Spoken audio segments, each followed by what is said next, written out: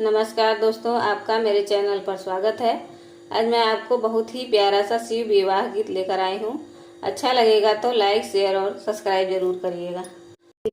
कहवा से आवा शिव जोगिया जी, हाथ में डामारू लिहले हो। सखी कहाँ से अली गौरा माइया जी, हाथ में सिंहोरा लिहले हो। सखी कहाँ से अली गौरा माइया जी, हाथ में सिंहोरा लिहले हो। काशी से आम शिव जोगिया, हाथ में डामारू लिहले हो। सखी विंध्याचल से अली गौरा माइया जी, हाथ में सिंहोरा लिहले हो। सखी विंध्याचल से अली गौरा माइया जी, हाथ में सिंहोरा लिहले हो। कथी चढ़िया में शिव जोगिया जी, हाथ में डामारू लिहले हो। सखी कथी चढ़ी अली गौरा माइया जी, हाथ में सिंहोरा लिहले हो। सखी कथी चढ़ी अली गौरा माइया जी, हाथ में सिंहोरा लिहले हो। नंदी चढ़ी आम शिव जोगिया जी, हाथ में डामारू लिहले हो।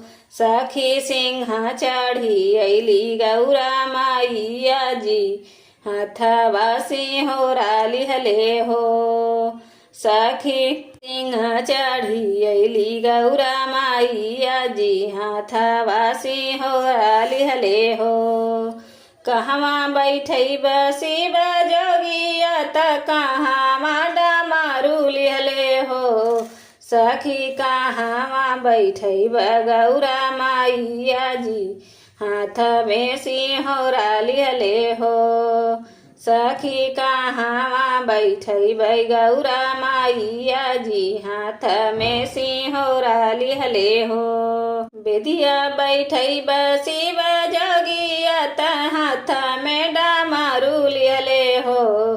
सखी बेदिया बैठब गौरा माइया जी, हाथ में सिंहोरा लिहले हो। सखी बेदिया बैठब गौरा माइया जी, हाथ में सिंहोरा लिहले हो। काहे खियब शिव जोगिया, हाथ में डामारू लिहले हो। सखी काहो खियब गौरा माइया जी, हाथ में सिंहोरा लिहले हो।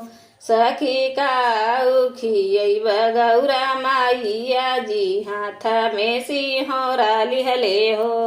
भंगिया खियब शिव जोगिया, हाथ में डामारू लिहले हो। सखी हलवा पूड़ी खियब गौरा माइया जी, हाथ में सिंहोरा लिहले हो। सखी बड़ी मलाई गौरा माइया जी, हाथ में सिंहोरा लिहले हो। कवन बर मांगे शिव जोगिया जी, हाथ में डामारू लिहले हो। सखी कवन बर मांगे गौरा माइया जी, हाथ में सिंहोरा लिहले हो।